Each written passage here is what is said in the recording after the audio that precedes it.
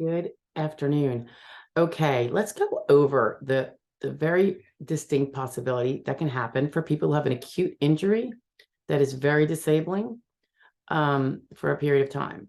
This could be a very traumatic car accident, any other kind of severe physical, usually an acute accident. It could also be a disease condition or an illness, but um, when someone is completely unable to work and it's clear and everybody knows it, the doctors know it, it's very, very clear. It can be a little shocking when 3, 4 months into it, the person, having applied like in the first, few weeks because they knew they weren't going to be back to work in a short order, are very shocked to be denied. And the reason being is that there's a 12-month durational rule for any kind of disability under the Social Security programs, meaning SSD, Social Security Disability, and SSI.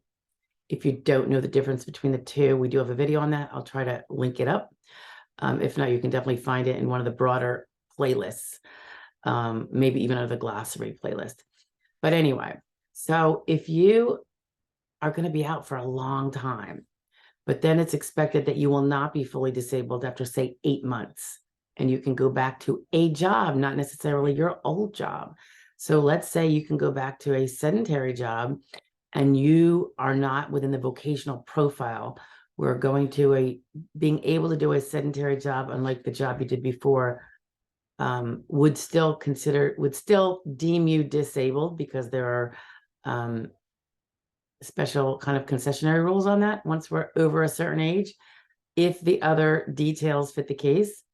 If that's not the case, and so it's not going to be the case for most people, when that 8-month time period comes along and you're back up on your feet and could do a sit-down job with very little walking around necessary, that's going to be a reason why someone might be denied despite being certainly disabled for 6, 7, 8 months, because there is a duration requirement in the terms of this program. Just like there can be for disability policies that one might buy, that's the terms of this particular program.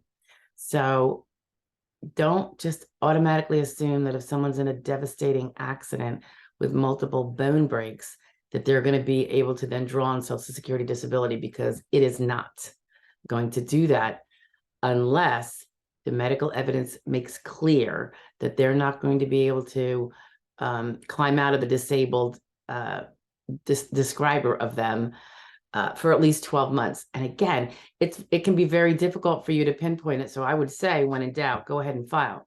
I probably wouldn't file in the first 6 months unless it's been very clear that it's going to be over a year-long haul to be able to maybe walk safely for brief distances, that kind of thing. Again, it's the 12-month duration requirement for Social Security disability and SSI for most cases. There might be 1 or 2 or 3 compassionate allowance type of impairments, and that would not then include an acute injury from an accident. But these other kind of very severe diseases that are known to have no cure and go downhill. One of them might be ALS, Lou Gehrig's disease, but that's not what we're talking about here. We're talking about an acute injury that you are expected to recover from it, and that it's just going to take time. If that time to get up to at least the minimal ability to do some kind of simple, easy job, not necessarily the great one you had before. That's what people also have to realize. It's not, the question doesn't stop, can you go do your old job? Because if you can't, you might never be able to. I've had people with traumatic injuries where they were never going to be able to go back to their old job because they're never going to be able to. It was a very on the feet job where you're on foot all day long. They're never going to be able to do that again, but they could do a job where you do half sitting, half walking around a room, or less, all sitting, with only maybe up to 1 or 2 hours a day combined where you have to get up, maybe go to someone else's desk, that kind of thing. So you have to remember that the 12-month duration is going to be an interfering thing if you're fortunate enough to have the kind of injury where one expects you to be back to speed in less than 12 months. Okay. It is the kind of thing I think that you might be able to get help from your doctor if you're breathing down the neck of 12 months, or certainly beyond 6 months, and you're not walking yet. Not independently, perhaps. Maybe you need a walker. The doctor might not be clarifying in his records the expectation, and they might have said it to you, but not put it in the records, and then it's not going to be able to be used, that they expect it to be,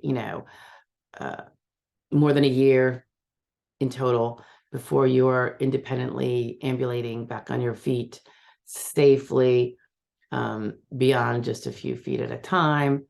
If they want to go ahead and describe what they expect or what they think is very possible, that could be helpful.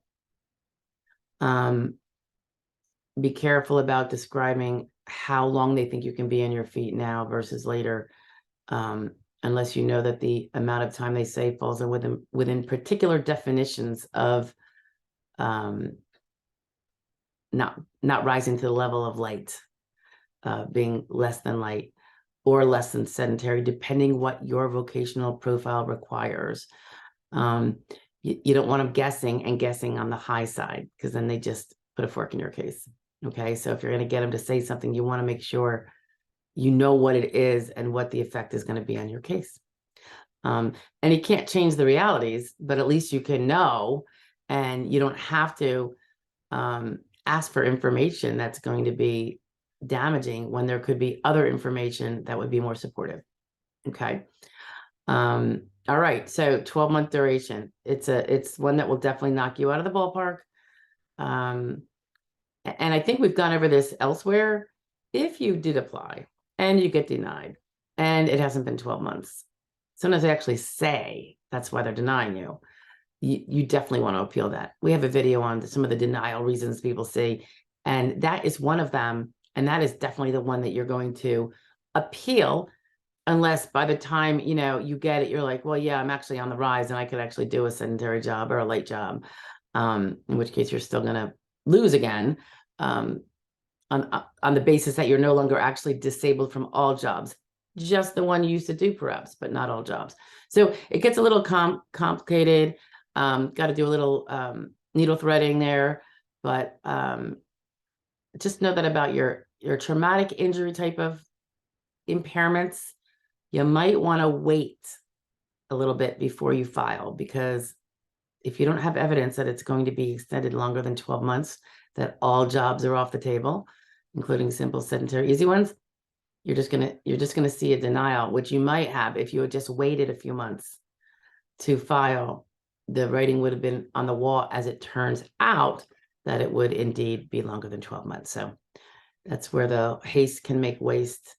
And other times you're just not going to be able to prevail, because you will fortunately not be permanently unable to, rise to a certain exertional level, even a light one, which is more exertional than a sedentary one. So know your definitions.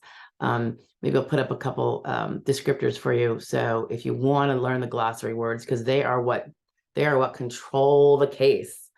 As part of your RFC, maybe we can get into some of those nitty-gritties in a separate video. Okay. All right.